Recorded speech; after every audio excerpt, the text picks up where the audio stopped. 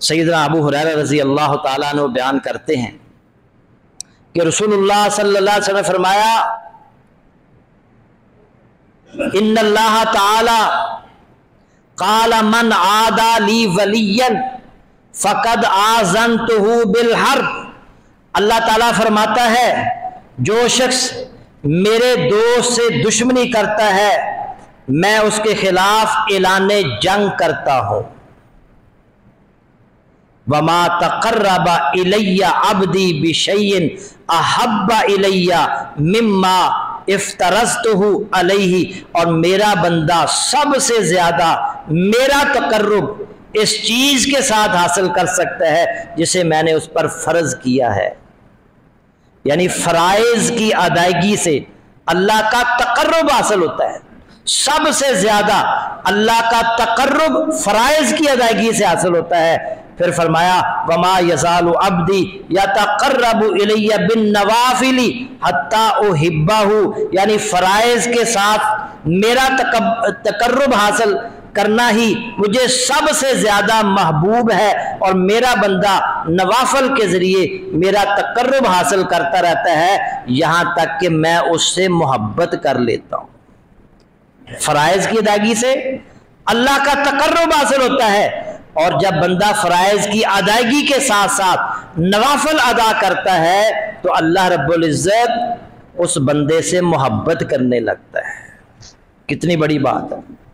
اللہ اس بندے سے محبت کرتا ہے۔ اور پھر فرمایا نبی صلی اللہ علیہ وسلم نے پھر جب میں اسے محبت کر لیتا ہوں، اللہ فرماتا ہے حدیث قدسی ہے میں اس کا کان بن جاتا ہوں جس کے ذریعے وہ سنتا ہے، اس کی آنکھ بن جاتا ہوں جس کے ذریعے وہ دیکھتا ہے، اور اس کا پاؤں بن جاتا ہوں جس کے ذریعے وہ چلتا ہے۔ وَإِن سَأَلَنِي لَأُعْطِيَنَّهُ وَلَئِنِ اسْتَعَاذَنِي لَأُعِيذَنَّهُ،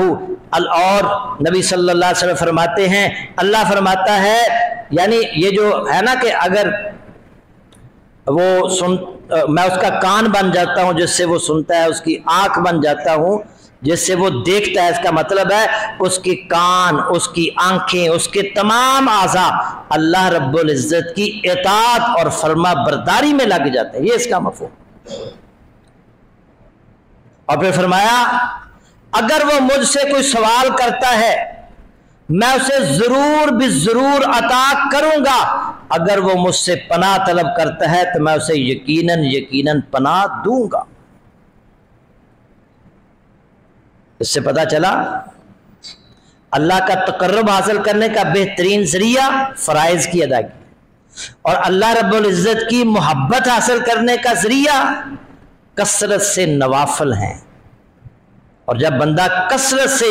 نوافل ادا کرتا ہے تو پھر وہ اس کے تمام اعضاء اللہ کی اطاعت میں لگ جاتے ہیں، اور پھر اس کے بعد اللہ سے وہ جو بھی مانگتا ہے، اللہ سے جو بھی سوال کرتا ہے، اللہ رب العزت اس کو وہ عطا کرتا ہے، جس چیز سے وہ پناہ مانگتا ہے اللہ اس سے اس کو پناہ دیتا ہے۔ اس لیے میرے بھائیوں فرائض کی ادائیگی کے ساتھ ساتھ نوافل بھی کثرت سے پڑھا کریں۔ اللہ کے نبی صلی اللہ علیہ وسلم گزشتہ خطبے میں بھی آپ کے سامنے رکھا تھا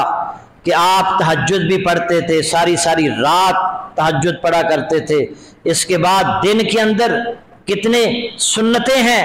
ہم نے آگے تقسیم کر دی، سنت موقدہ، سنت غیر موقدہ،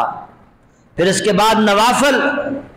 پھر اشراق کی 2 رکعتیں، کبھی 4 رکعتیں، اور اس کے بعد اگر بارش نہیں ہو رہی تو نماز استسقاء، سورج گرہن لگ گیا ہے، چاند گرہن لگ گیا ہے تو نماز خسوف،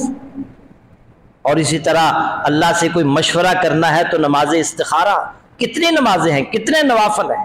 جو اللہ کے نبی صلی اللہ علیہ وسلم خود بھی پڑھتے تھے اور اپنے صحابہ کو بھی اس کی تلقین کیا کرتے۔